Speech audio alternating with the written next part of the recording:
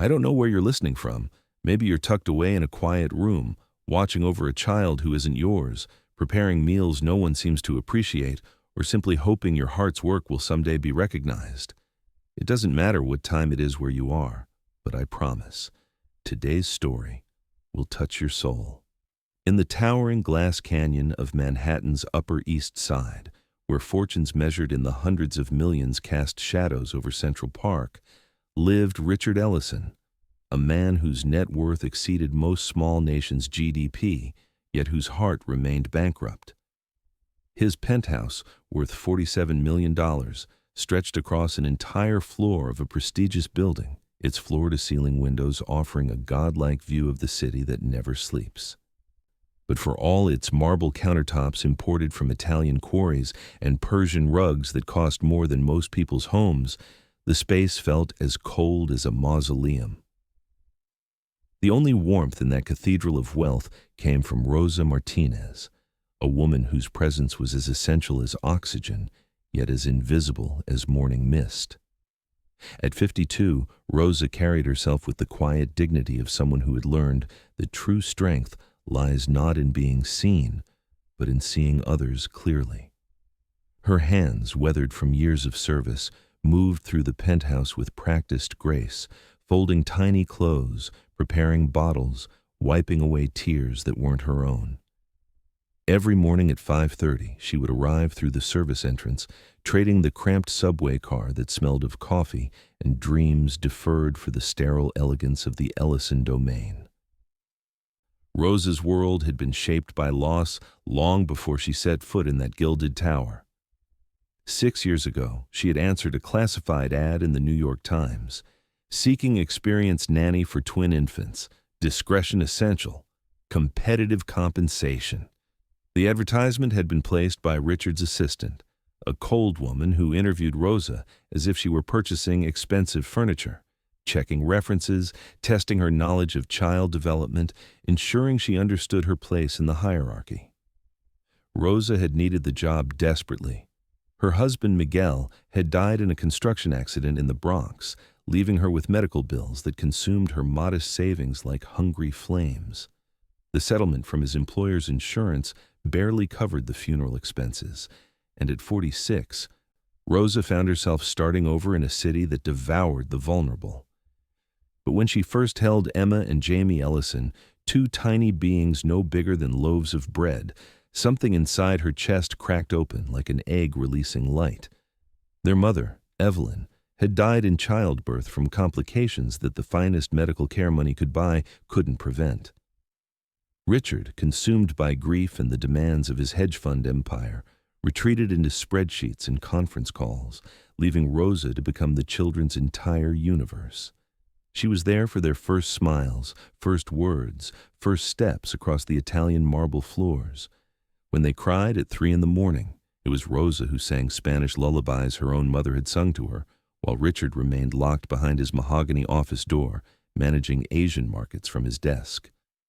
The penthouse itself told the story of a man drowning in material abundance. Original Picassos hung on walls that never heard laughter. A kitchen equipped with professional-grade appliances remained largely unused except by Rosa, who prepared simple meals for the children, while the pantry stocked with exotic delicacies slowly expired.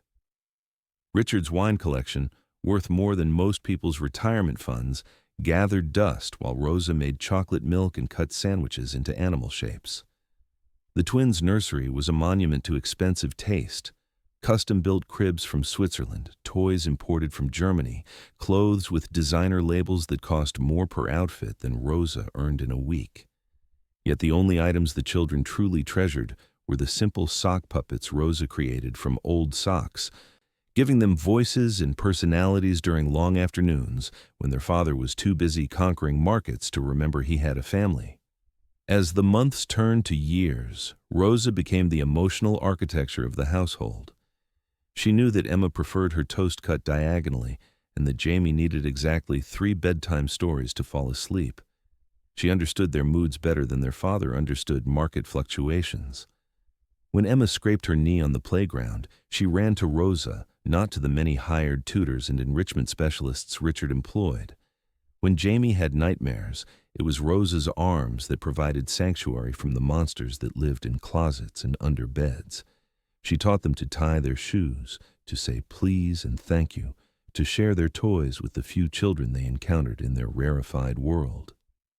But Rosa's position in the household remained as precarious as morning dew. Richard's friends and business associates saw her as part of the furniture, expensive, functional, but ultimately replaceable. During the elaborate dinner parties Richard hosted for investors and board members, Rosa served guests who discussed cryptocurrency portfolios and real estate ventures, while she remained invisible, circulating with silver trays and ensuring water glasses never emptied.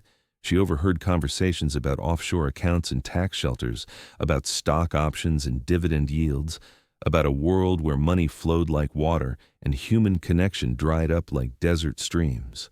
One particularly cold February evening, after Richard had closed a deal worth $18 million, he returned home to find Jamie crying over a broken toy robot. Rosa was on her knees, trying to comfort the boy, speaking in the gentle tones she reserved for moments of childhood devastation. Richard, still high on the adrenaline of financial conquest and loosened by expensive scotch, snapped with unexpected viciousness. "For God's sake, Rosa, shut up and handle it properly. I pay you enough to deal with these things without the drama." The words hung in the air like icicles, sharp and deadly. Rosa looked up at him, her dark eyes reflecting not anger, but a deep sadness that seemed to age her instantly. Jamie stopped crying, sensing the tension between the adults, and reached for Rosa's hand with the instinctive trust of a child who knows where safety lies. That night, after the children slept, Rosa sat in her small room adjacent to the nursery, a space barely larger than a closet, furnished with a narrow bed and a dresser that had seen better decades. She stared out her single window at the glittering city below, where people like her rode night buses home to neighborhoods that never made it into tourism brochures. In her jewelry box, alongside her mother's rosary and Miguel's wedding ring, she kept a small collection of photographs: Emma's first birthday, Jamie's first day of preschool, moments when they had grabbed her face with sticky fingers and declared their love in the uncomplicated way of children. These images were her treasure, worth more than all of Richard's diversified investment portfolio. The following months brought subtle changes that only Rosa noticed. Richard began working even longer hours, often staying at his downtown office until well past midnight. The children asked fewer questions about their father's absence, as if they were learning to expect disappointment as naturally as they expected sunrise. Rosa filled the emotional vacuum with fierce dedication, transforming the sterile penthouse into something resembling a home through sheer force of love. She established rhythms that gave the children security: pancakes on Sunday mornings, trips to the Central Park Zoo, bedtime stories that always ended with the promise that someone would keep them safe while they slept. But Richard's world remained one of cold calculation. His investment firm managed assets worth over $3 billion, money that existed only as numbers on computer screens and quarterly reports. He owned properties across Manhattan, including a townhouse on the Upper West Side that he never visited, and a vacation home in the Hamptons where the children had never played. His garage housed cars worth more than most people's homes: a Bentley, a Tesla, a vintage Porsche that he found time to drive to business lunches but never to school plays or birthday parties. The irony wasn't lost on Rosa. A man who could afford anything money could buy had somehow become bankrupt in everything that mattered. During the children's fourth Christmas, Rosa watched from the kitchen doorway as Richard presented them with gifts that had been selected by his personal shopper and wrapped by his secretary. Emma received a dollhouse that cost $8,000, complete with miniature furniture handcrafted in Germany. Jamie unwrapped a train set that required professional assembly and took up half his bedroom. The children dutifully expressed gratitude, but Rosa noticed how quickly they abandoned these expensive toys for the cardboard boxes they came in, transforming them into spaceships and castles with an imagination their father had never learned to access. Later that evening, she found them both in her small room, asking if she would read them the story of the three kings, the same tale her grandmother had told her, beside a gas heater in a tiny Bronx apartment where love was the only luxury they could afford. The breaking point arrived on a day when spring was attempting to paint New York with softer colors. Rosa was in the park with the twins, watching them navigate the playground with the fearless enthusiasm of 6-year-olds, when she noticed Jamie sitting alone on a bench, his usual energy replaced by an unsettling stillness. She joined him, recognizing the particular sadness that children wear when they're trying to understand adult complexity with their simple hearts. "Rosa," he asked, his small voice barely audible above the city's perpetual hum, "why doesn't Daddy love us like you do?"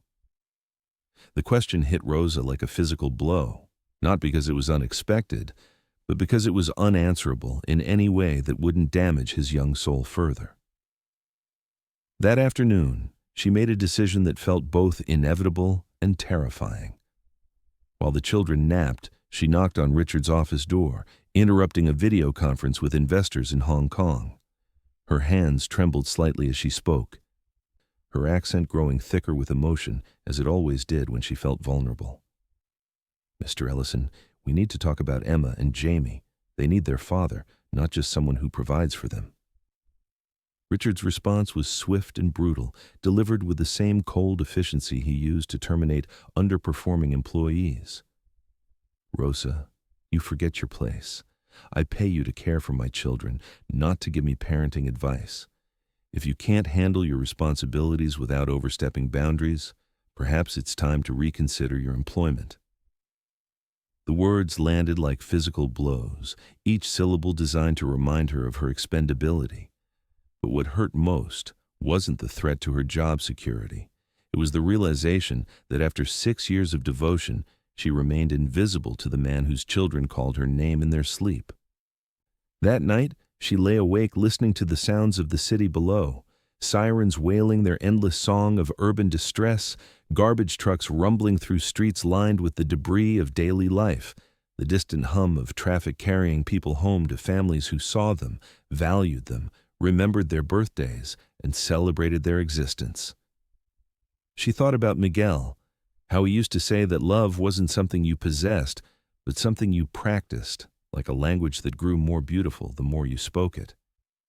In this penthouse, worth more than some small country's annual budgets, she had learned to speak love fluently, but it seemed no one was listening.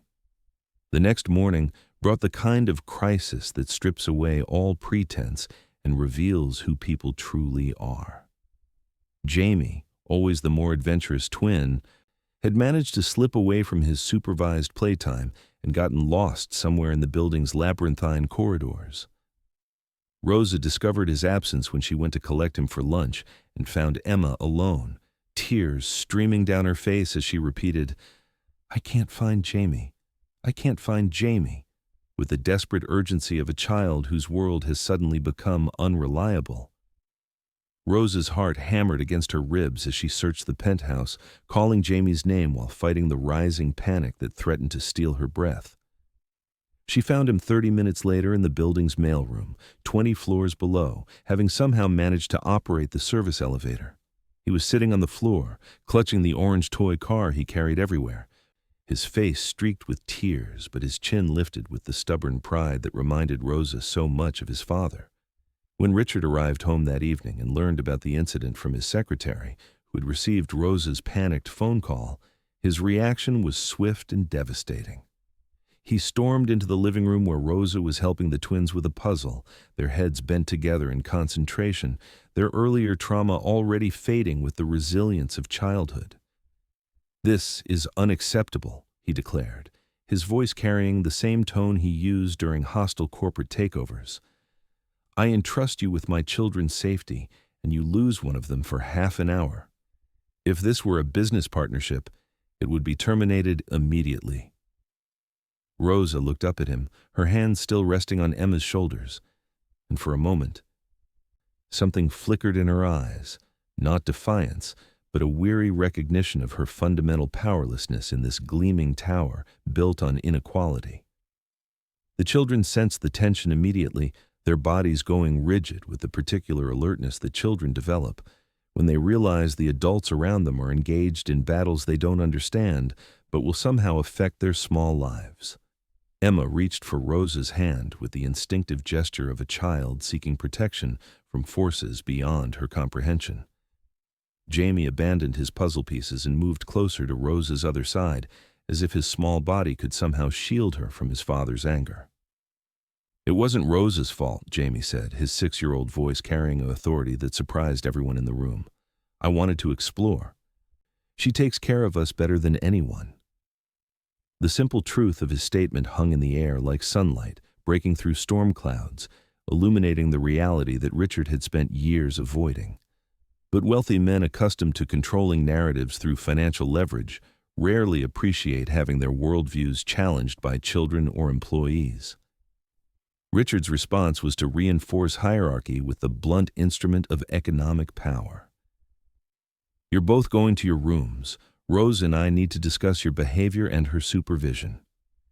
As the children reluctantly obeyed, Emma turned back at the doorway and said, "Rosa, are you in trouble because of us?"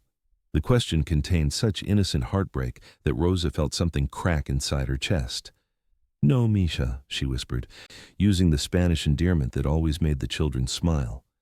"Adults sometimes have difficult conversations, but it's not your fault. Never think it's your fault." After the children disappeared into their bedrooms, Richard turned his attention back to Rosa with the focused intensity of a predator identifying weakness in its prey. "This incident demonstrates a fundamental failure in judgment. Perhaps you're getting too old for this level of responsibility. Perhaps it's time to find someone younger, more attentive, better equipped to handle active children." Each word was carefully chosen to inflict maximum damage to her sense of competency and self-worth.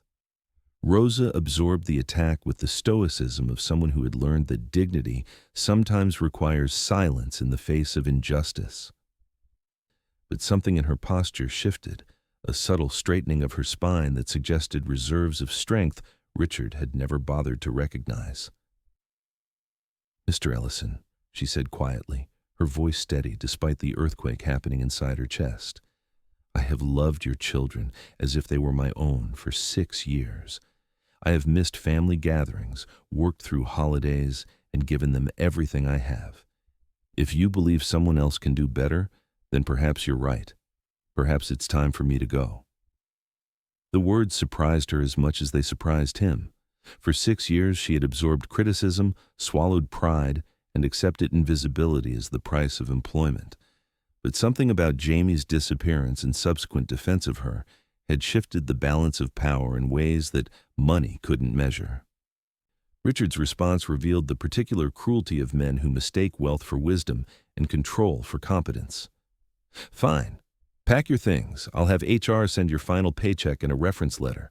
I'm sure you understand that discretion regarding our family's private matters is essential." The dismissal was delivered with the same casual brutality he might use to cancel a restaurant reservation or fire a underperforming stockbroker. But as Rosa nodded and turned toward her small room to gather her few possessions, Richard felt something unexpected, a hollow sensation in his stomach that had nothing to do with hunger and everything to do with the dawning realization that he had just severed the only genuine connection his children had to unconditional love. The next morning, Rosa packed her belongings into 2 small suitcases that had seen better decades. Her possessions were modest, clothes that had been mended multiple times, photographs of the children, a few books in Spanish, Miguel's wedding ring, and the small collection of drawings that Emma and Jamie had made for her over the years. As she moved through her tiny room for the last time, she could hear the children in the kitchen, their voices bright with the anticipation of breakfast, and another day of adventures they assumed would include her. The knowledge that she was about to disappear from their lives without explanation felt like swallowing glass, but she understood that children their age wouldn't comprehend the adult politics that had made her expendable. When it came time to leave, Rosa made a decision that would haunt Richard for months to come. Instead of slipping away quietly through the service entrance as her employment contract technically allowed, she went to the kitchen where Emma and Jamie were eating cereal and watching morning cartoons. She knelt between their chairs, her hands resting gently on their small shoulders, and spoke in the calm tone she had always used for difficult conversations. "My beautiful ones, I have to go away for a while, but I want you to remember that you are loved, that you are special, and that sometimes people have to leave even when they don't want to." The children's faces crumpled with confusion and dawning panic. "Where are you going?" Emma asked, her spoon forgotten in her bowl of cereal. "When will you come back?" Jamie demanded, his small fist clenching around her fingers with desperate strength. Rosa's voice remained steady even as her heart shattered into pieces small enough to slip through the cracks in marble floors. "I don't know when I'll see you again, but I will carry you in my heart always. Be good for your father. Be kind to each other. Remember that love is the most important thing, more important than money or big houses or anything else grown-ups think matters." She kissed their foreheads, inhaling the sweet scent of childhood that had sustained her through 6 years of invisible servitude, and then she walked toward the door that led to the service elevator. Behind her, she could hear Emma beginning to cry, and Jamie demanding to know why adults always left when children needed them most. The elevator ride down 47 floors felt like a descent into a different universe, each floor marking another level of separation from the only family she had known since Miguel's death. When she emerged onto the street, the assault of city sounds, traffic, construction, human voices raised in excitement or anger, felt overwhelming after years of insulated quiet. She stood on the sidewalk, holding her 2 small suitcases, and looked up at the tower that had been her world for so long. Somewhere 47 floors above, 2 children were learning their first lesson about the disposability of love in a universe governed by money and power. The weight of their inevitable disillusionment felt heavier than her luggage. The subway ride back to the Bronx took 45 minutes and transported Rosa from a world where bottled water cost more than minimum wage to neighborhoods where people counted change for coffee and made miracles happen with food stamps and determination. She returned to an apartment she had kept throughout her employment, a 1-bedroom space where the radiator clanged like an angry ghost and the windows faced a courtyard where children played games their parents had learned in countries that no longer existed. The contrast couldn't have been starker. After 6 years of marble countertops and thread counts that cost more than rent, she found herself back among people who understood that wealth couldn't be measured in dollars alone. But even surrounded by the familiar sounds and smells of her own neighborhood, sofrito cooking in nearby apartments, salsa music drifting through thin walls, the comfortable chaos of families living in close quarters, Rosa felt the absence of Emma and Jamie like phantom limbs. She had loved them with the fierce devotion of someone who understood that children were not investments to be managed, but miracles to be cherished. In the silence of her small apartment, she could hear their laughter echoing in her memory, could feel their small hands reaching for her in moments of fear or joy. The photographs she had brought with her seemed both sacred and painful, evidence of a love affair with motherhood that had ended not in natural death, but in cruel amputation. Meanwhile, 47 floors above the streets where Rosa now tried to rebuild her life, the Ellison penthouse began to reveal the true cost of her absence. The children's new nanny, hired through an expensive agency that specialized in high-net-worth families, possessed impeccable credentials and spoke 3 languages, but she treated childcare as a professional obligation rather than a sacred trust. Emma and Jamie obeyed her instructions with the mechanical compliance of children who had learned not to expect warmth from adults. They ate their meals without conversation, completed their activities without enthusiasm, and went to bed without the stories and songs that had once made sleep feel safe rather than simply necessary. Richard, meanwhile, found himself noticing details that had been invisible when Rosa smoothed them away with her quiet competence. The children's voices, once bright enough to penetrate his office walls, grew subdued and careful. Their laughter, which had once punctuated his phone calls like musical interludes, became increasingly rare. Emma began having nightmares she couldn't or wouldn't explain, waking in the middle of the night calling for Rosa in a voice that broke Richard's heart in ways his ex-wife's death hadn't managed to achieve. Jamie, always the more demonstrative twin, developed a habit of asking when Rosa would return, a question that revealed his complete inability to comprehend adult explanations about employment decisions and changing circumstances. The household itself seemed to lose its rhythm without Rosa's invisible orchestration. Meals appeared on schedule, but lacked the love that had once made even simple sandwiches feel like celebrations. The children's clothes were cleaned and pressed, but never seemed to fit quite right, as if the new nanny hadn't learned the particular way Emma preferred her dresses or Jamie's sensitivity to scratchy fabric. Small domestic crises that Rosa had handled with experienced grace, spilled juice, broken toys, disputes over sharing, became major disruptions that required Richard's intervention and revealed his complete incompetence in the practical aspects of parenthood.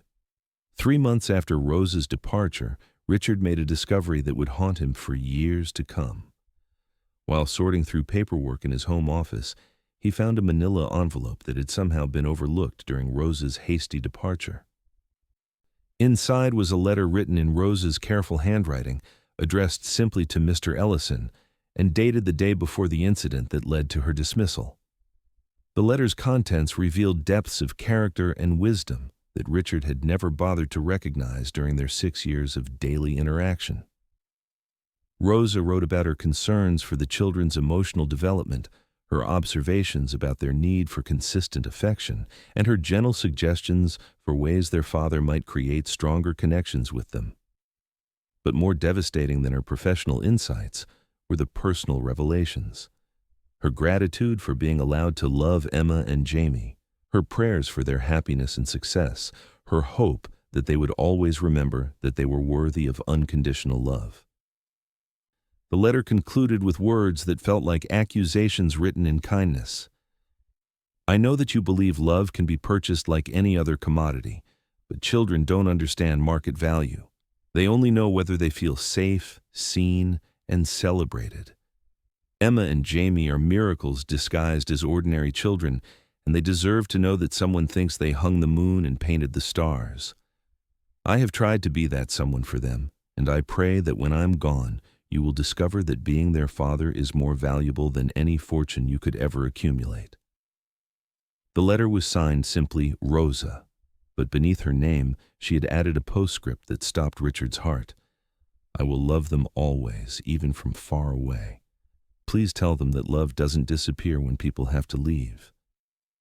It just changes address. Reading Rosa's words in the silence of his office, surrounded by awards and photographs commemorating business achievements that suddenly felt meaningless, Richard experienced something unprecedented in his adult life, the recognition of his own moral bankruptcy. He had built an empire worth hundreds of millions of dollars by identifying value in markets, predicting trends, and maximizing returns on investment. But he had failed to recognize the most valuable asset in his own home, a woman whose love for his children had been more reliable than any blue-chip stock, more precious than any commodity, more essential than any merger or acquisition his firm had ever executed. The realization came with the force of a hostile takeover aimed at his own soul. For 6 years, Rosa had managed the most important aspects of his life, while he focused on the least important. She had raised his children while he accumulated wealth that couldn't hug them when they were frightened or sing to them when they couldn't sleep. She had created a home while he had simply maintained an expensive address. She had practiced love like a master craftsperson while he had treated human connections like business relationships that could be terminated when they became inconvenient. That night, Richard did something he hadn't done since Evelyn's death. He went to the children's bedrooms not to deliver instructions or check on household management, but simply to see them. Emma was asleep, but her face bore traces of tears that hadn't been there during Rosa's tenure. Jamie was awake, staring at the ceiling with the particular sadness of a child who had learned that adults could disappear without warning. When he saw his father in the doorway, Jamie's expression shifted to wariness, as if he was preparing for another disappointment. "Daddy," he said carefully, "do you know where Rosa is? The new lady is nice, but she doesn't know how to make the voices for our bedtime stories." The simple question contained universes of loss that Richard was only beginning to comprehend. He sat on the edge of Jamie's bed, feeling clumsy and inadequate in a space that Rosa had navigated with natural grace. "She had to go away, Jamie. Sometimes adults have to make difficult decisions." But even as he spoke the words, Richard recognized their inadequacy. Jamie's response revealed the wisdom that children sometimes possess when adults have forgotten how to think clearly. But Rosa said love doesn't go away even when people have to leave. So if she loved us and we loved her, why can't we still be together? The conversation continued for 20 minutes, with Jamie asking questions that revealed the logical gaps in adult explanations, and Richard struggling to provide answers that wouldn't damage his son's faith in the reliability of love. When Jamie finally fell asleep, Richard remained sitting on the bed, watching his son's peaceful face and remembering Rosa's nightly ritual of ensuring the children felt safe before surrendering to dreams. For the first time in years, he understood that his net worth meant nothing if measured against his poverty as a father. The following weeks brought an escalation of small domestic disasters that revealed the true scope of Rosa's invisible labor. The children's clothes were consistently mismatched, suggesting that only Rosa had understood their particular preferences and sensitivities. Their favorite foods disappeared from the kitchen because the new nanny didn't know that Emma would only eat apples cut into specific shapes, or that Jamie required exactly the right ratio of peanut butter to jelly. Their emotional needs, once anticipated and met by Rosa's intuitive understanding, now went unrecognized until they reached crisis proportions.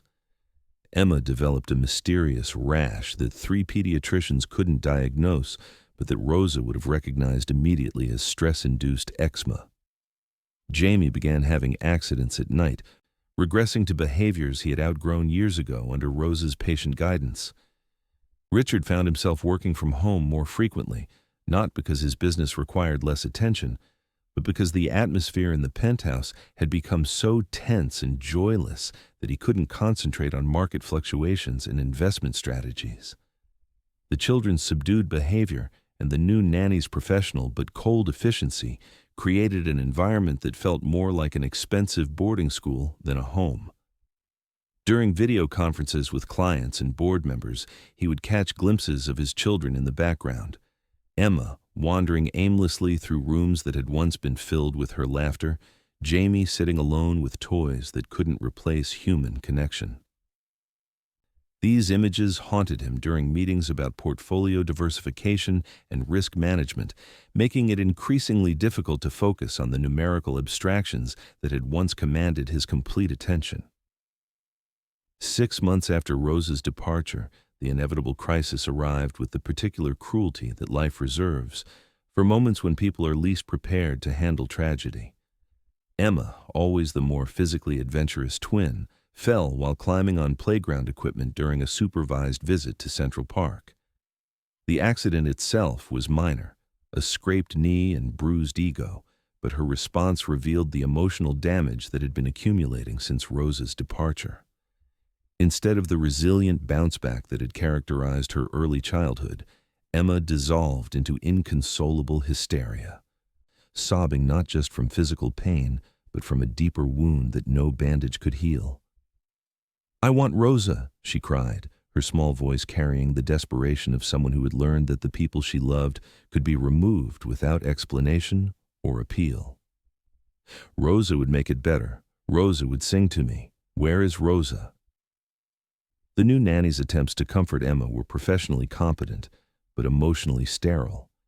She applied antiseptic and bandages with clinical efficiency, spoke in soothing tones that lacked genuine warmth, and followed all the protocols that expensive childcare agencies teach their employees.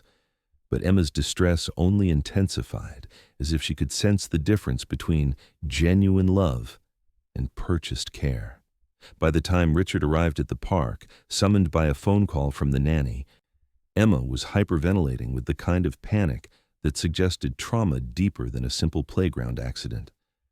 When Richard knelt beside his daughter and pulled her into his arms, feeling her small body shake with sobs that seemed too large for her 6-year-old frame, he experienced a moment of clarity that would redirect the rest of his life. Emma's crying gradually subsided as she felt her father's embrace, but her words revealed the true source of her distress. "Daddy, why did Rosa have to go away? Did we do something bad? Did she stop loving us?" The questions contained such innocent heartbreak that Richard felt his own eyes filling with tears he hadn't shed since Evelyn's funeral.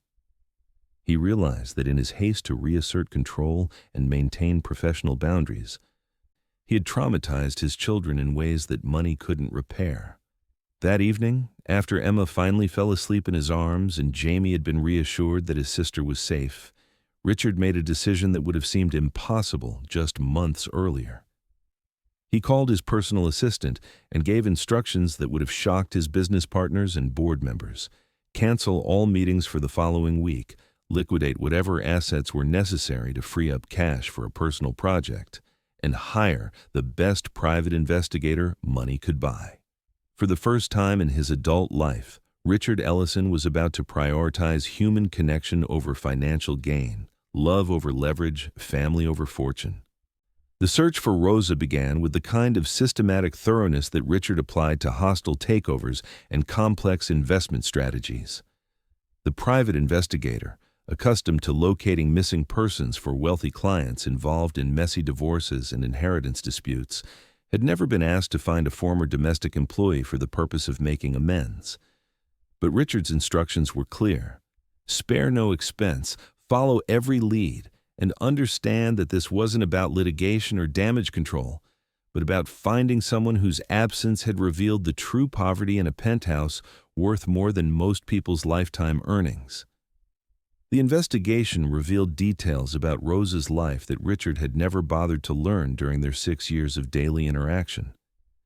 She had grown up in a 3-family house in the Bronx, the youngest of 7 children raised by a mother who cleaned office buildings at night and a father who worked construction during the day. She had married Miguel Martinez when she was 19, and they had struggled for years to save money for a small apartment and dreams of children who never came. When Miguel died in the construction accident, Rosa had been left not only with grief, but with medical bills from his extended hospitalization and funeral expenses that consumed their modest savings. The job with the Ellison family had been more than employment. It had been salvation, offering not just financial survival, but the chance to channel her maternal instincts toward children who needed her love. The investigator also discovered that Rosa had never spoken negatively about the Ellison family to her friends and neighbors in the Bronx. Even after her dismissal, she had deflected questions about her sudden unemployment with the dignity that had characterized her entire tenure in the penthouse. She told people simply that it was time for a change, never revealing the circumstances of her departure or expressing bitterness about her treatment. This information devastated Richard more than accusations or lawsuits would have, because it revealed the depth of Rosa's character and the magnitude of his own moral failure. The search took 3 weeks and led investigators through the intricate social networks of the Bronx, where Rosa had returned to the community that had shaped her worldview and values. She was found living in a small apartment on the 3rd floor of a building where children played soccer in narrow hallways and grandmothers cooked meals that filled entire floors with the aromas of home. The investigators' report included a photograph that stopped Richard's heart. Rosa sitting on a fire escape, her hands busy with needlework, her face peaceful but marked by a sadness that hadn't been there during her years with Emma and Jamie.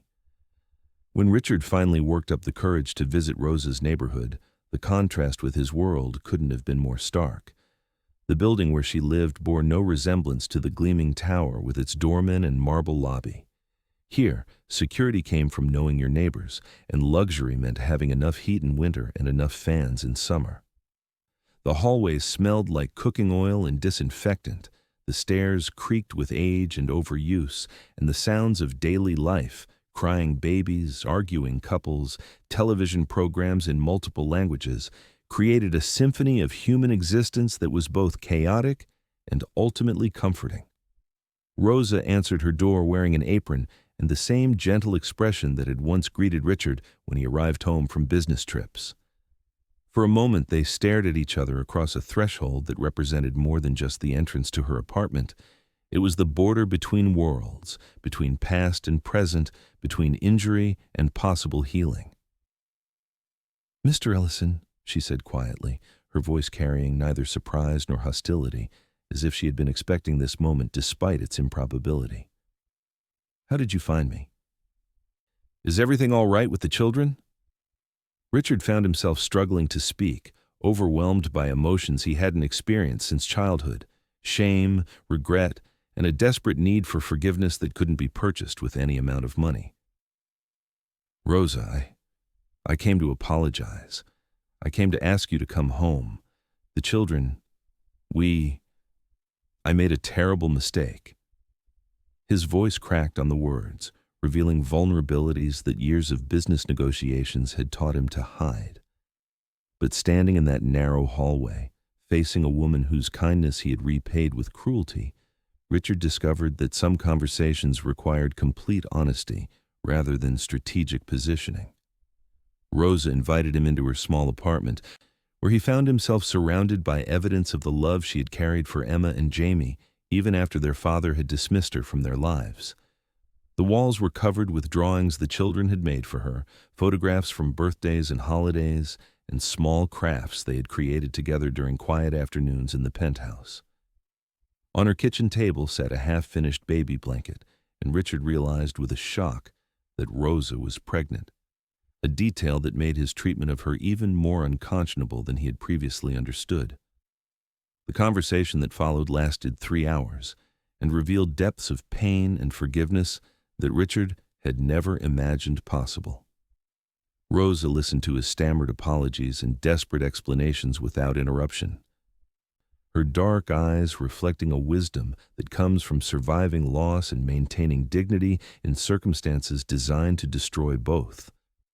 When he finished speaking, she was quiet for a long moment, her hands resting on her rounded belly, before she responded with words that would haunt him for the rest of his life.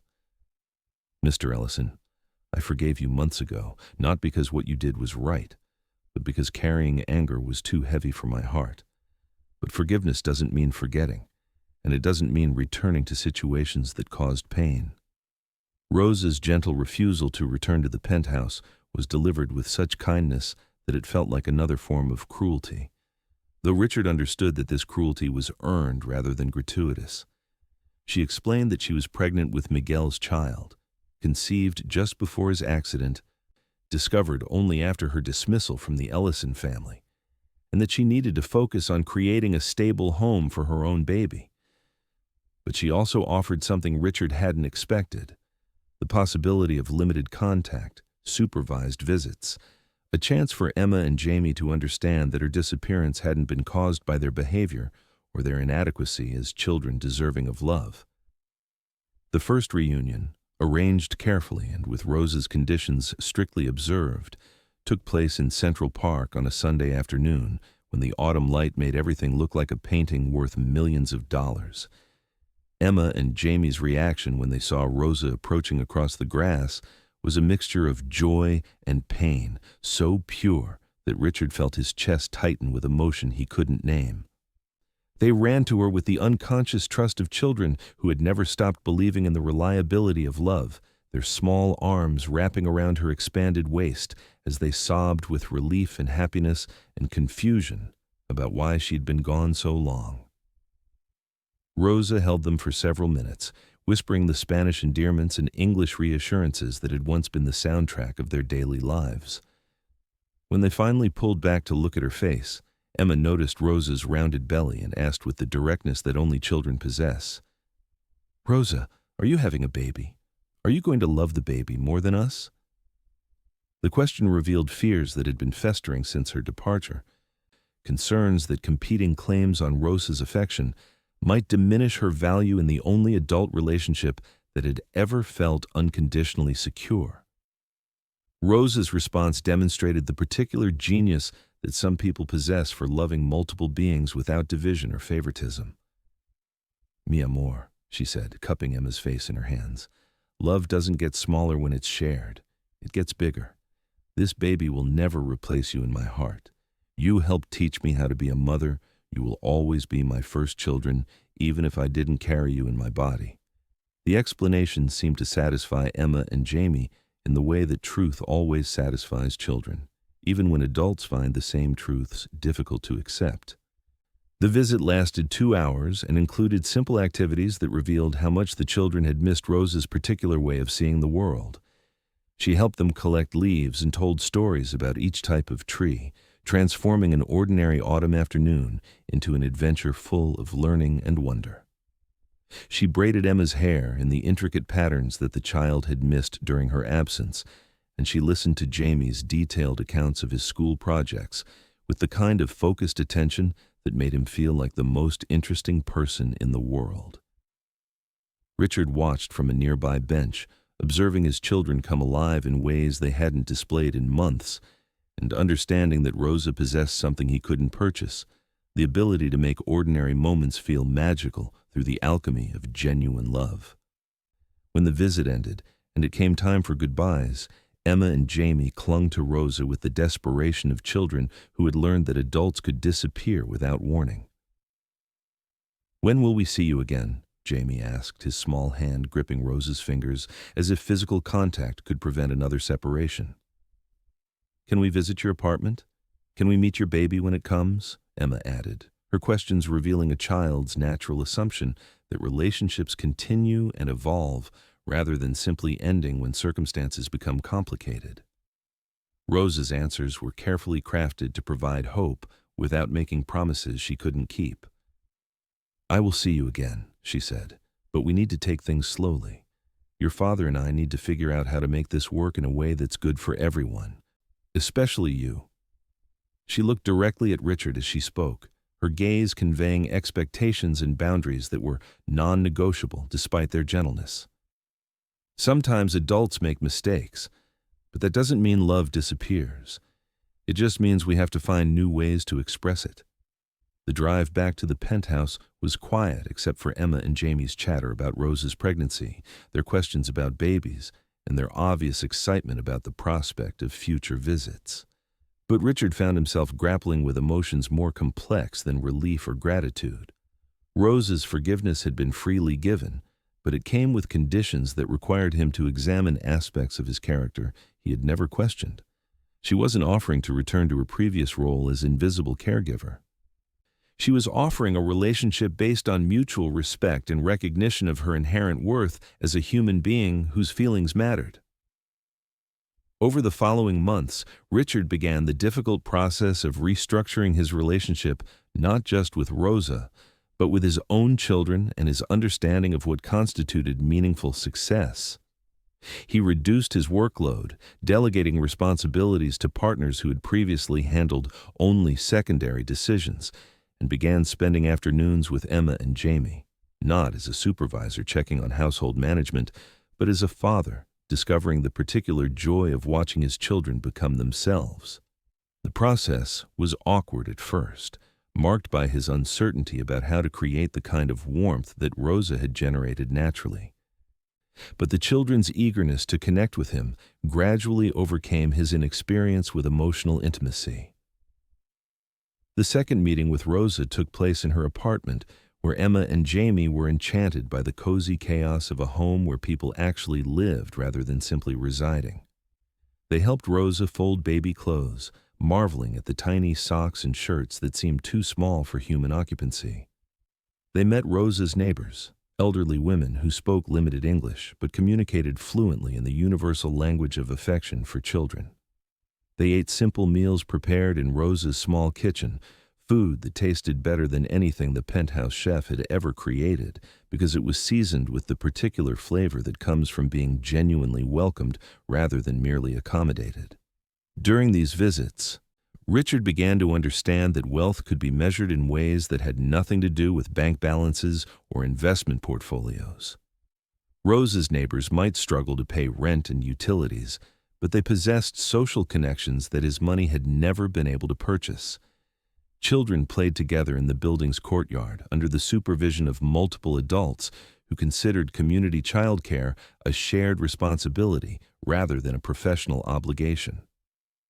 Elderly residents were never left alone during illnesses or holidays because their neighbors understood that caring for each other was an investment in their collective security and happiness. The contrast with his own lifestyle was stark and humbling. Despite owning multiple properties and possessing a net worth that exceeded small nations' GDP, Richard realized he couldn't name a single neighbor in his building, had never experienced the kind of community support that Rose's friends provided for each other, and had somehow managed to accumulate hundreds of millions of dollars while remaining fundamentally impoverished in ways that mattered most.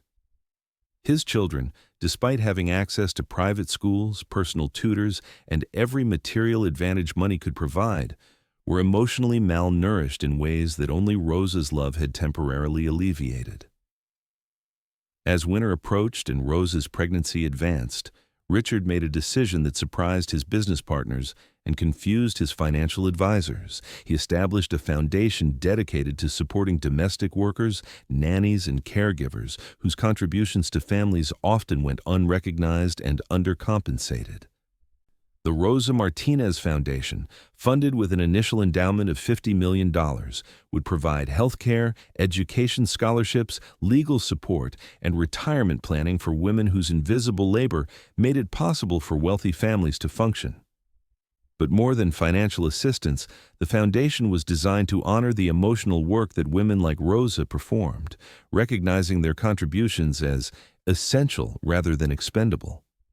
The foundation's announcement received significant media attention, partly because of Richard's prominence in the financial world, but mostly because the concept of honoring domestic workers through substantial financial support was unprecedented among wealthy philanthropists.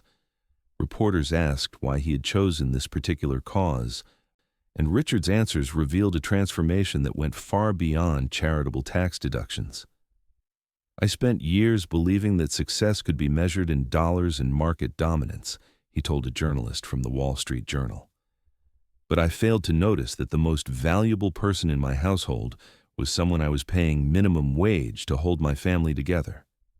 This foundation is an attempt to prevent other wealthy families from making the same moral error." Rose's reaction to the foundation's establishment was characteristically gracious but complex. She appreciated the gesture and understood its potential to help women facing situations similar to her own. But she also recognized it as Richard's attempt to purchase forgiveness for wrongs that couldn't be undone through financial generosity. During one of their carefully structured visits, she addressed the issue with the directness that had always characterized her communication style. "Mr. Ellison, your foundation will help many women, and that makes me happy. But you need to understand that I didn't love Emma and Jamie because you paid me to love them. I loved them because they needed love, and I had love to give. Money can't create that kind of connection, and money can't repair the damage when that connection is severed." Her words forced Richard to confront the fundamental inadequacy of his response to their situation. The foundation was meaningful and would undoubtedly improve other people's lives, but it couldn't resurrect the relationship that had been destroyed by his failure to recognize Rose's humanity when recognition mattered most. She had forgiven him, agreed to limited contact for the children's sake, and maintained her dignity throughout the process of rebuilding trust. But she had also created boundaries that protected her from further exploitation, and those boundaries couldn't be dissolved through charitable gestures or financial contributions. The birth of Rose's son in March brought another layer of complexity to their evolving relationship. Emma and Jamie were fascinated by the baby, who represented their first experience with new life, and gave them an opportunity to practice the gentle care that Rosa had once shown them. They visited Rosa in the hospital, bringing drawings and homemade cards, and marveled at the tiny being who seemed to possess magical powers over all the adults in the room. "He looks like a little angel," Emma whispered, her voice filled with the wonder that children feel when they encounter something genuinely miraculous. Richard, observing his children interact with Rosa's newborn, was struck by their natural tenderness and protective instincts. These were qualities Rosa had nurtured in them through example and patient teaching, gifts that would serve them throughout their lives regardless of their father's financial success or failure. Watching Emma gently stroke the baby's hand while Jamie sang a lullaby he remembered from his own infancy, Richard understood that Rosa's influence on his children would persist long after her physical presence in their lives had ended. But the baby's arrival also highlighted the impossibility of returning to their previous arrangement. Rosa's priorities had shifted necessarily toward her own child, and her available emotional energy was no longer unlimited. She couldn't provide the kind of devoted attention that Emma and Jamie had once received, because she now had a biological child whose needs took precedence. This reality was difficult for the twins to understand and accept, representing their first experience with the painful truth that love, while limitless in theory, is constrained by practical circumstances in ways that children find almost incomprehensible. The adjustment period was difficult for everyone involved. Emma and Jamie struggled with jealousy and confusion about their place in Rosa's affections. Richard grappled with his own parental inadequacies, realizing that he needed to fill emotional gaps in his children's lives that Rosa could no longer address. And Rosa herself faced the challenge of maintaining connections with the children she had raised while protecting her own family's security and emotional well-being. The situation required delicate negotiations and constant adjustments that tested everyone's capacity for patience and understanding. Through trial and error, they eventually established a rhythm that worked for everyone involved. Emma and Jamie visited Rosa and her son every other weekend, bringing homework questions and stories about school friends, helping with simple baby care tasks that made them feel useful and important. These visits were supplemented by phone calls and video chats that allowed for daily connection without overwhelming Rosa's schedule or energy reserves. Richard, meanwhile, took on increased responsibility for his children's emotional needs, gradually learning to provide the kind of steady affection that had once been Rosa's specialty. The process wasn't always smooth or successful. There were arguments about scheduling, misunderstandings about boundaries, and moments when the complexity of their situation seemed overwhelming for adults and children alike. Emma occasionally had emotional meltdowns when visits ended, and Jamie sometimes asked questions about why their family couldn't just combine with Rosa's family in ways that would solve everyone's problems. But there were also breakthrough moments when the new arrangement revealed unexpected benefits. Richard's growing competence as an emotionally present father, the children's increased independence and resilience, and Rosa's ability to maintain meaningful connections with Emma and Jamie while prioritizing her own child's needs. 2 years after Rosa's dismissal, Richard received a phone call that would provide the final resolution to their complicated relationship. Rosa was calling to invite Emma and Jamie to her son's second birthday party, a small celebration in the community center of her building where neighbors gathered for important occasions. The invitation represented more than just a birthday party. It was Rosa's acknowledgement that Emma and Jamie had become permanent members of her extended family, children she would always love despite the circumstances that had separated them from daily life together. The birthday party was a revelation for Emma, Jamie, and Richard, who found themselves welcomed into a community that operated according to principles foreign to their usual social environment. Here, children belonged to everyone and everyone belonged to the community in ways that made individual wealth or status irrelevant. Rosa's son was celebrated not just by his mother, but by elderly neighbors who had volunteered to be honorary grandparents, by teenage cousins who entertained the children with games and music, and by friends who brought homemade food and handmade gifts that represented hours of thoughtful preparation rather than expensive purchases. Emma and Jamie thrived in this environment, playing with children from backgrounds vastly different from their own, learning songs in languages they didn't speak, and participating in traditions that connected them to cultures they had never encountered. Richard watched his children adapt and flourish, realizing that their isolation in the penthouse had deprived them of essential experiences that money couldn't purchase.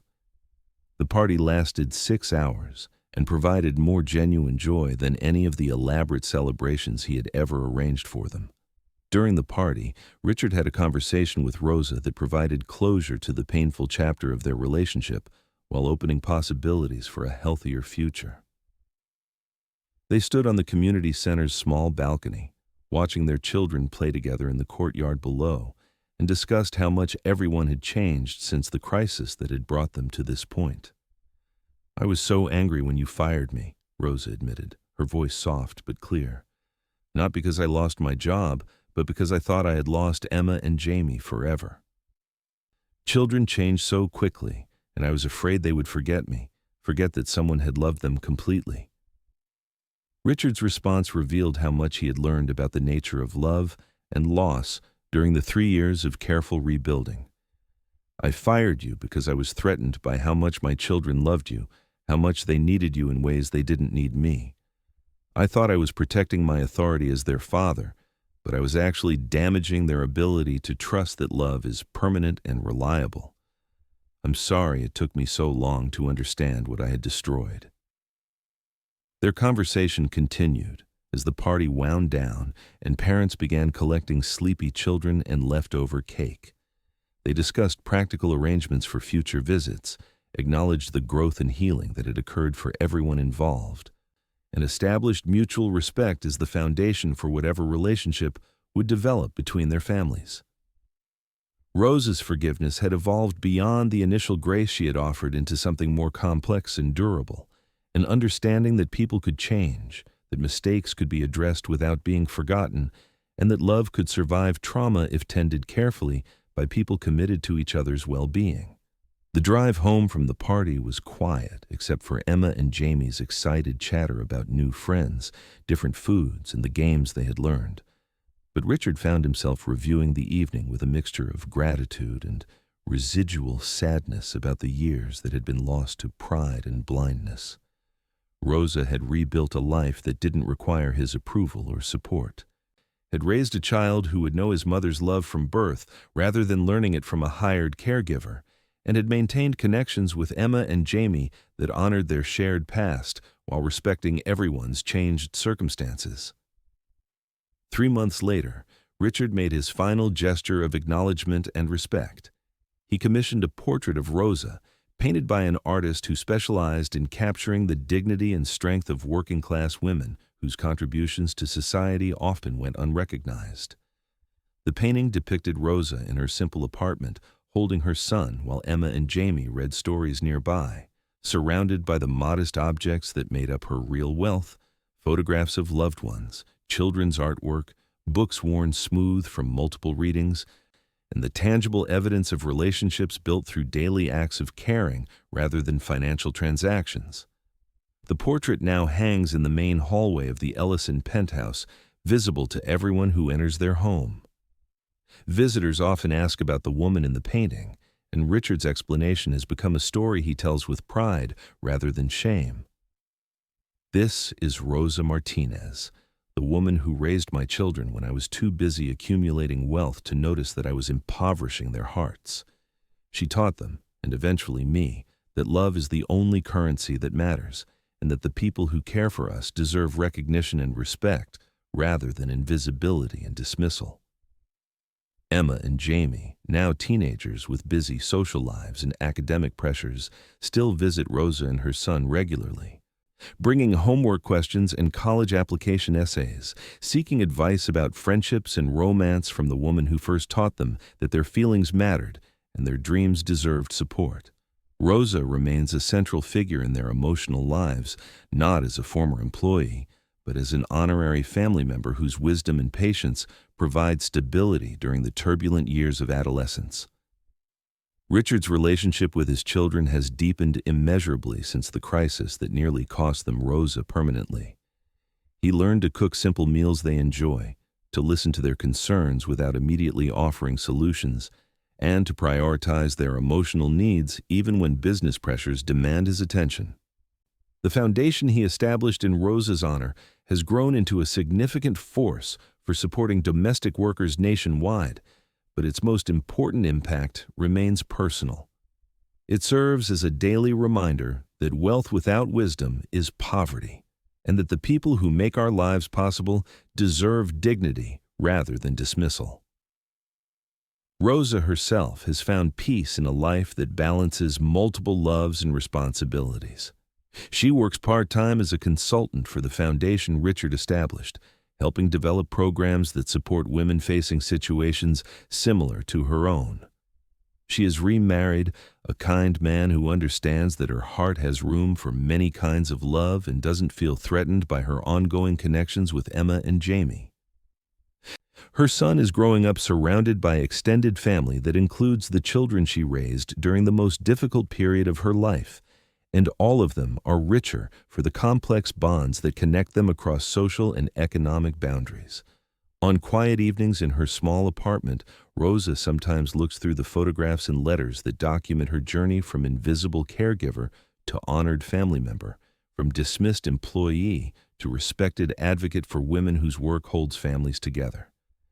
The images tell a story of loss and redemption, of wounds that became wisdom, of love that survived betrayal and grew stronger through forgiveness. She knows that her influence on Emma and Jamie will persist throughout their lives, that the values she taught them will guide their own relationships and parenting decisions, and that love, true, patient, unconditional love, always leaves permanent marks on the hearts it touches. Years have passed now, and Richard sometimes catches himself in moments of profound gratitude that feel almost religious in their intensity. He has learned to see wealth not as accumulation, but as circulation, not as possession, but as responsibility. The Rosa Martinez Foundation has expanded beyond domestic worker support to become a comprehensive program that addresses the systemic inequalities that make women like Rosa vulnerable to exploitation. They provide immigration legal services, healthcare access, educational opportunities, and most importantly, dignity and recognition for work that had been invisible for too long. But the Foundation's most revolutionary program is the one that Rosa herself designed: mandatory training for wealthy families who employ domestic workers, teaching them to see their employees as full human beings deserving of respect, fair compensation, and recognition. The curriculum includes modules on cultural sensitivity, appropriate workplace boundaries, and the emotional labor that domestic workers provide beyond their official job descriptions. Richard often speaks at these training sessions, sharing his own story of blindness and subsequent awakening as a cautionary tale about how easy it is to dehumanize the people who make our comfort possible. Emma and Jamie, now in their early 20s, have both chosen career paths that reflect Rosa's influence on their values and worldview. Emma is studying social work, specializing in family systems and childhood trauma, her academic papers often referencing the profound impact that caregivers outside the traditional family structure can have on children's development. She writes with passionate authority about the importance of recognizing and honoring the emotional labor that women like Rosa provide, and her professors consistently comment on the unusual depth of empathy and understanding she brings to theoretical discussions about attachment and loss. Jamie has taken a different path, but one equally informed by his relationship with Rosa. He is pursuing an MBA with a concentration in social entrepreneurship, planning to create businesses that address income inequality and provide economic opportunities for immigrant women. His senior thesis, titled "The Hidden Economy of Care: Valuing Domestic Labor in Wealthy Households," has been selected for publication in several academic journals and has caught the attention of policymakers interested in reforming labor laws that affect domestic workers. Both children maintain weekly phone calls with Rosa, conversations that have evolved from childhood check-ins to adult discussions about relationships, career decisions, and their plans for giving back to communities that had supported them during their formation. Rosa's apartment walls are covered with photographs from Emma's college graduation, Jamie's internship presentations, and family gatherings that now include Richard, Rosa, her husband and son, and occasionally Rose's extended family from the Bronx, a constellation of relationships that would have seemed impossible during those painful months after Rose's dismissal. The transformation in Richard himself has been perhaps the most profound of all. He still manages significant wealth, but he approaches financial decisions with questions that never occurred to him before Rose's departure. How will this investment affect working families? Does this company treat its employees with dignity? Are we creating value that benefits communities, or are we simply extracting wealth from people who already have little? His investment colleagues sometimes find his new criteria puzzling, but his returns have actually improved since he began considering social impact alongside financial performance, proving that ethical investing can be profitable investing. He has also discovered the particular joy that comes from being present for his children's lives in ways that money can't purchase. He attended every one of Emma's college theater productions, not because attendance was expected, but because he genuinely wanted to see her perform. He traveled to Jamie's study abroad program in Guatemala, where his son was working on microfinance projects with women's cooperatives, a trip that opened Richard's eyes to economic realities that never appeared in Wall Street Journal articles about emerging markets. Perhaps most significantly, Richard has learned to find meaning in small daily moments that once escaped his attention entirely. He makes dinner for his children when they visit. Simple meals that taste better than anything his personal chef used to prepare because they're seasoned with attention and care. He listens to their stories about friendships and romantic relationships without trying to solve their problems or offer financial solutions to emotional challenges. He has become the kind of father who remembers birthdays without assistant reminders, who knows his children's favorite books and movies, who can provide comfort during difficulties, not through monetary gifts, but through presence and understanding. The final chapter of Rose's story with the Ellison family arrived unexpectedly 5 years after her son's birthday party, when Rosa received a call that her own mother in Puerto Rico was seriously ill and needed full-time care. The decision to temporarily relocate was difficult, but Rosa's husband had secured a job transfer that would allow them to care for her aging mother while maintaining financial stability. The news devastated Emma and Jamie, who had never imagined that Rosa might leave their geographical area again, even though they understood the moral necessity of caring for elderly parents. But this departure was fundamentally different from Rosa's dismissal so many years earlier.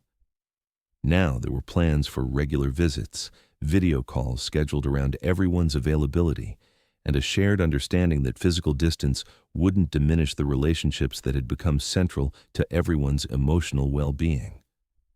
Richard coordinated with Rosa's travel needs, not as an employer, but as a family member, ensuring that financial concerns wouldn't prevent visits. Emma and Jamie planned their spring breaks around trips to Puerto Rico, where they could help care for Rosa's mother while maintaining their connection to the woman who had shaped their understanding of love and family. The goodbye this time was marked by tears, but they were tears of sadness about separation rather than fears about abandonment. Rosa hugged Emma and Jamie at the airport with the confidence of someone who knew that love had created bonds strong enough to survive distance and time. "You will always be my children," she told them, "and I will always be here for you, even when here is somewhere else. Love doesn't end when geography changes. It just learns to travel." Richard's farewell to Rosa was perhaps the most meaningful conversation of his adult life. They sat in the airport's quiet chapel, surrounded by travelers seeking their own moments of reflection before journeys to uncertain destinations. "Rosa," he said, his voice carrying none of the authorial tone that had characterized their early relationship, "I want you to know that you saved my family in ways I'm still discovering.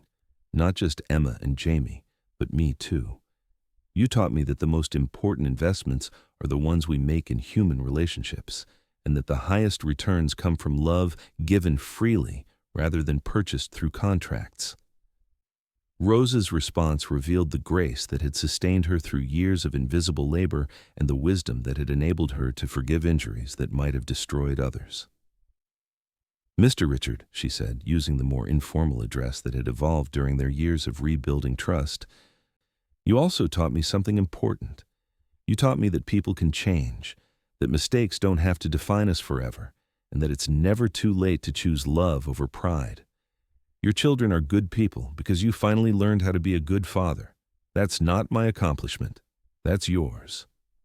As Rose's plane departed for San Juan, Richard stood at the terminal window watching the aircraft disappear into clouds that looked like hope made visible.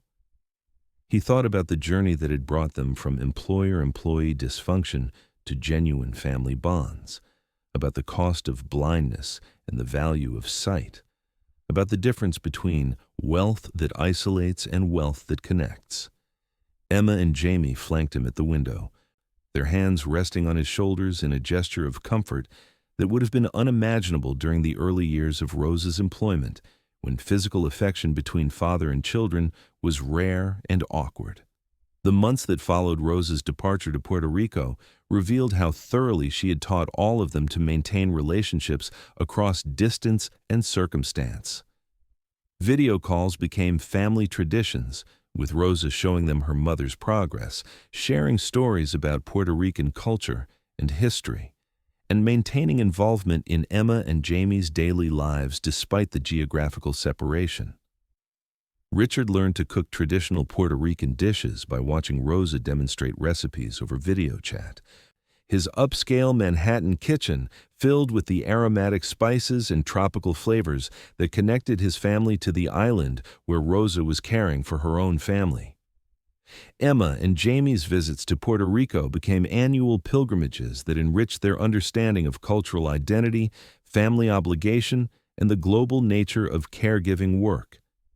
They helped Rosa care for her mother, learning about the dignity of aging and the complexity of medical decisions in a healthcare system very different from the world-class facilities their wealth had always provided.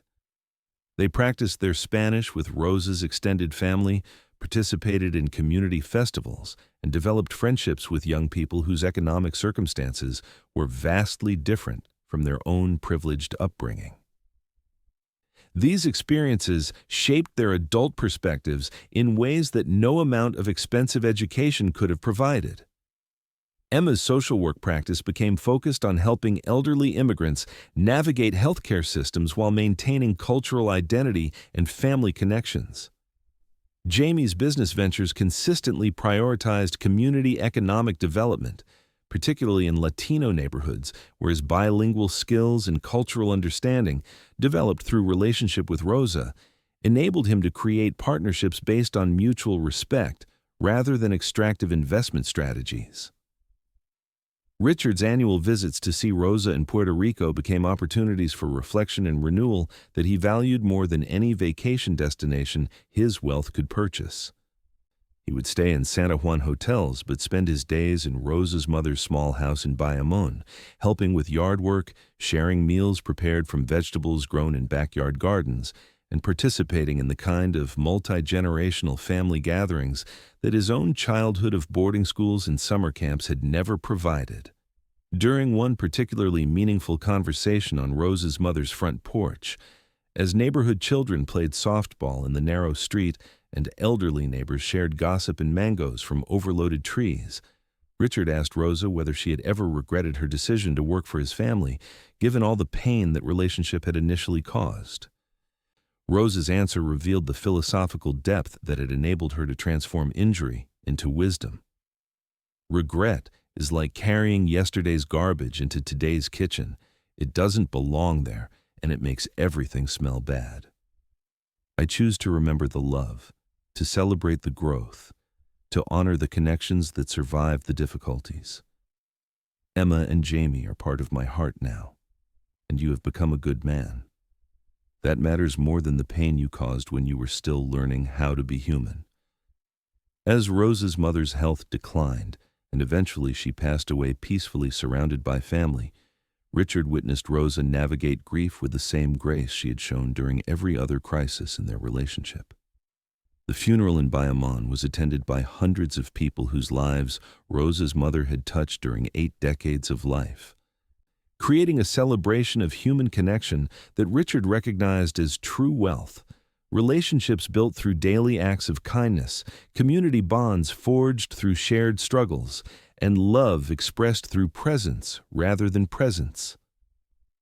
After her mother's funeral, Rosa and her family returned to New York, where they found that the Puerto Rico experience had deepened everyone's appreciation for the life they had built together.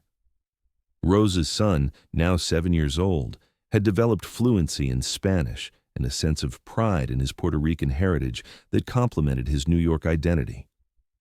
Emma and Jamie had gained cultural competency and global perspective that enhanced their professional work and personal relationships. And Richard had learned that wealth could be a tool for connection rather than isolation, for building bridges rather than walls. The Rosa Martinez Foundation, now 10 years old and managing an endowment of over $200 million, had become a national model for supporting domestic workers and recognizing the value of care work in American families. Rosa herself had become the foundation's executive director, dividing her time between program development, policy advocacy, and speaking engagements, where she shared her story as an example of how relationships can heal from even the most damaging beginning if both parties commit to growth and understanding. But perhaps the Foundation's most important innovation was the mentorship program that paired wealthy families with domestic workers who had achieved economic stability and professional recognition. These relationships provided emotional support and practical guidance for women navigating the challenges of working in wealthy households, while simultaneously educating employers about the humanity and dignity of their employees.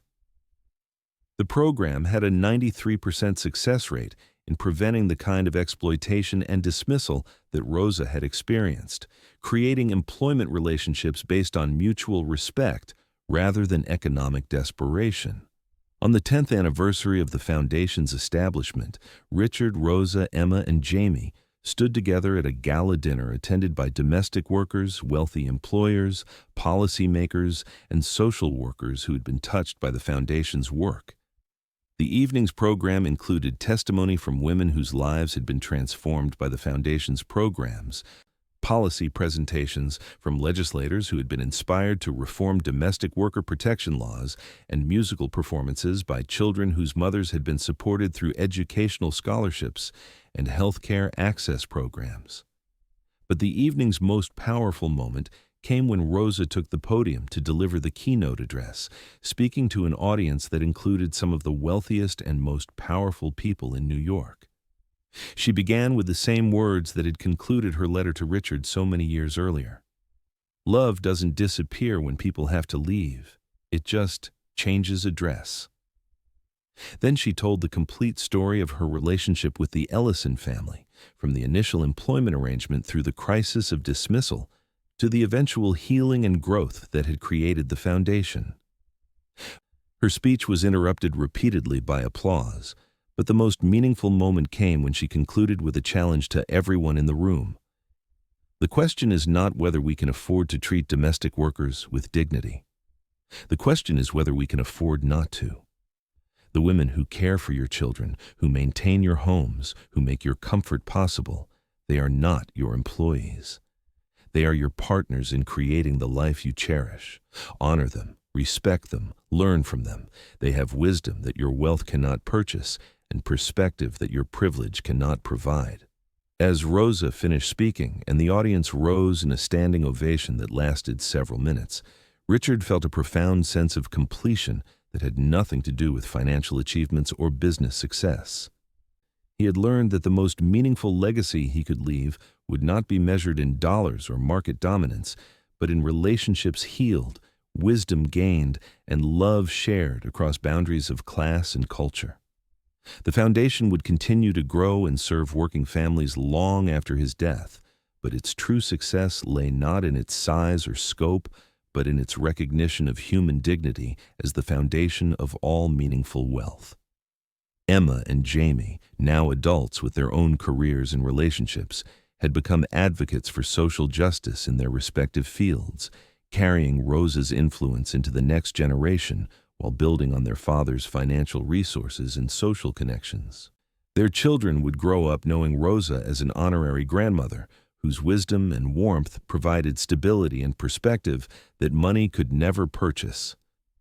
The cycle of love and learning would continue, creating ripple effects that extended far beyond the original crisis that had nearly destroyed their family connections. And Rosa herself had found peace in a life that balanced professional recognition with personal fulfillment, public advocacy with private relationships. She had transformed her own experience of exploitation into a platform for systemic change while maintaining the grace and dignity that had characterized her response to every challenge. Her story had become a testament to the power of forgiveness to heal relationships, the importance of recognizing the full humanity in every person regardless of their economic status, and the truth that love, genuine, patient, transformative love, is always the most valuable currency in any economy of human connection. And have you ever cared for someone who later forgot you, or worked in the shadows, hoping to be seen and valued for contributions that seemed invisible to those who benefited from them? Perhaps you've felt the particular pain of loving children who weren't biologically yours, of creating home and family for people who never quite accepted you as truly belonging. Maybe you've experienced the heartbreak of being dismissed just when you thought your place was secure, or the bitter loneliness of watching from the outside as families you helped build celebrated milestones without including you. If Rose's story resonated with something in your own experience, know that you are seen, that your work matters, and that the love you gave, even when it wasn't properly recognized or reciprocated, created value that extends far beyond any paycheck or performance review. The children you cared for, the homes you maintained, the families you held together through invisible labor and visible love, these contributions live on in ways that may not always be acknowledged, but are never truly forgotten. Or perhaps you recognize yourself in Richard's early blindness, in the way wealth and privilege can insulate us from recognizing the humanity of the people who make our comfort possible. If you have ever treated someone as expendable when they deserved recognition, as invisible when they merited respect, as replaceable when they had become irreplaceable, know that it is never too late to choose differently. Recognition delayed is not recognition denied, if you have the courage to confront your own failures and the wisdom to learn from the people you have undervalued. The most profound transformations often begin with the most painful recognitions, that we have been wrong, that our success has been built on the invisible labor of others, that our wealth has blinded us to the poverty of our own hearts. But pain can become wisdom if we let it teach us, and mistakes can become the foundation for better choices if we have the humility to learn from the people we have failed. Tell me your story in the comments below. Share the moments when you felt invisible despite being essential, the times when your hard work went unnoticed, or the experiences that taught you that recognition must sometimes come from within rather than from those we serve. If this story touched something true in your own journey, please leave a like and subscribe to ensure that stories honoring the emotional labor of caregivers and domestic workers continue to find audiences who understand their importance. Tell me also if you have been the employer, the wealthy person, the one who had to learn to see the humanity in the people who made your life possible. Share your moments of awakening, your struggles with privilege and blindness, your own journeys toward recognizing that the most important wealth is measured in relationships rather than financial portfolios. These stories of growth and recognition are equally important, equally valuable, equally deserving of honor and respect. For more stories that celebrate the quiet heroes whose love makes other people's success possible, click on the podcast link to the left, where you'll find additional narratives about resilience, recognition, and the revolutionary power of seeing people's true worth regardless of their job titles or social status. Thank you for walking this path of understanding with us, for recognizing that the most valuable work often happens in the spaces between visible achievements, and for honoring the truth that love, Genuine, patient, transformative love is always the most precious inheritance we can leave in this world. We'll meet again in our next story, where we'll continue exploring the beautiful complexity of human connections that transcend boundaries of class, culture, and circumstance. Until then, remember that every person who touches your life carries within them the potential to transform your understanding of what wealth really means, and that the people who serve you, whether in your home, your workplace, or your community, are not your employees but your teachers, if you have the wisdom to learn from them. May you find the courage to see clearly, the humility to learn from everyone, and the wisdom to recognize that love is always the most valuable currency in any economy of human connection. And may you remember that no matter who you are or where you come from, your work matters, your love matters, and your story matters. Thank you for listening, for understanding, and for carrying these truths forward into a world that needs them now more than ever.